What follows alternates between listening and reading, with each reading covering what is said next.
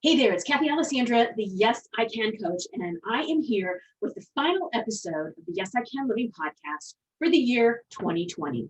Now, rather than having a guest, I decided to go ahead and have a little conversation with you, and it's just going to be you and me talking about 2020 and leaving that in the past and leaving that behind and welcoming 2021 with big open arms and lots of possibilities and excitement. So where I wanted to start was with a story that I read a couple of weeks ago. I took some notes on about really getting present and appreciating everything that we have and not necessarily holding on and not living to the fullest in the moment. So what do I mean? This story was kind of a funny story, and some of you may relate, remembering going to grandma's house and having plastic on the couch or on the sofa. You remember those?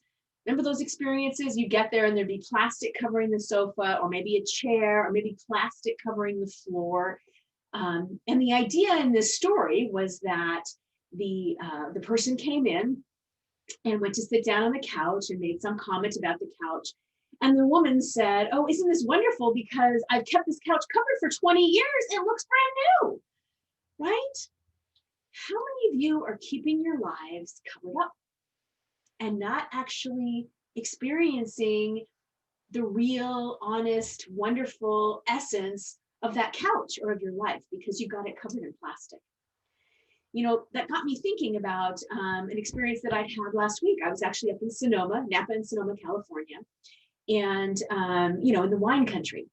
And I live by a motto now that I'm not going to drink shitty wine. I'm just not going to do it. If I open a bottle of expensive wine and it's crap, it's going down the disposal. I mean, it's just going down the sink. I'm not going to waste my taste on shitty wine anymore. And then there's a conversation that goes along with buying expensive wine. And I did buy a few bottles of expensive wine that I normally wouldn't do, and sharing it with others, pouring the expensive wine or the best wine first, sharing that with others, sharing it with myself, sharing it with family, right? And really embodying and being okay with pouring the good wine first and not drinking the shitty wine. Really being present. It's all about living life to the fullest.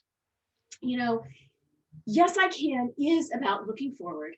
It's about embodying that best life for you, whatever that is. It's about playing all in and living full out.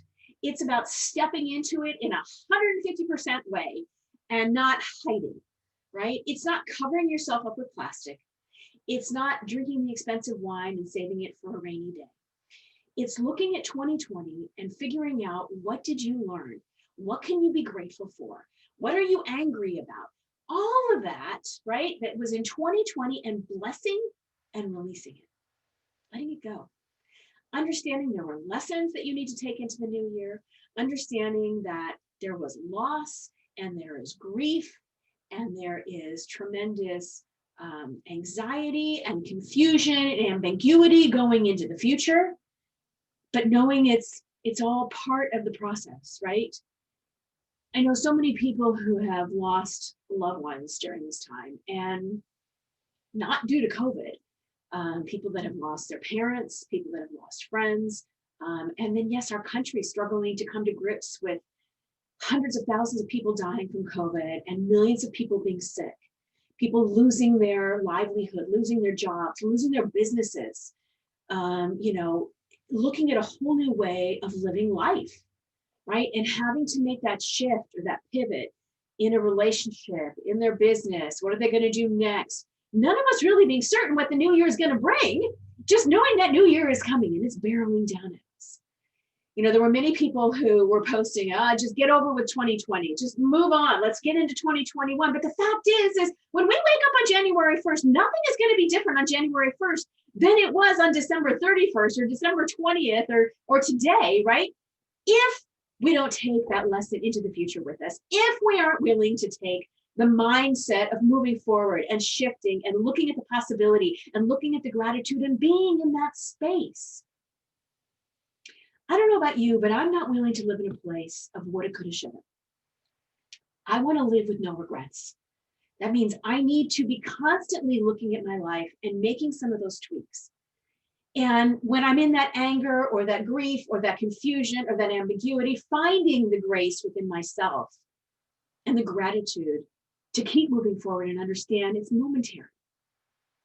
Tomorrow will come and it will be brighter.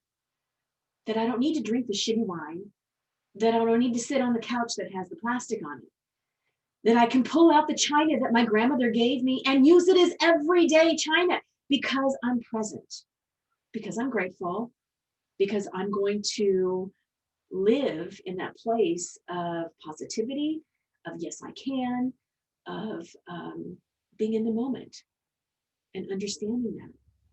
And the next moment will come and making that choice and that decision in the next moment.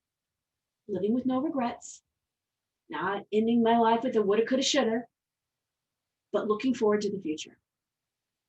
So for you, what is that? Is it pouring out the best wine for the family and friends and for yourself and not holding back?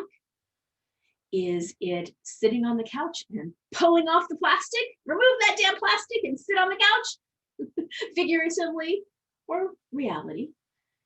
Is it, well, what is it? What is it for you? What is it for you going into the new year? You know, I talk with a lot of my clients about hot penning exercises. And I would like to challenge you or suggest for you to do a hot pen exercise as you're going into the new year. And maybe you do it on New Year's Eve or leading up to that, maybe after Christmas sometime.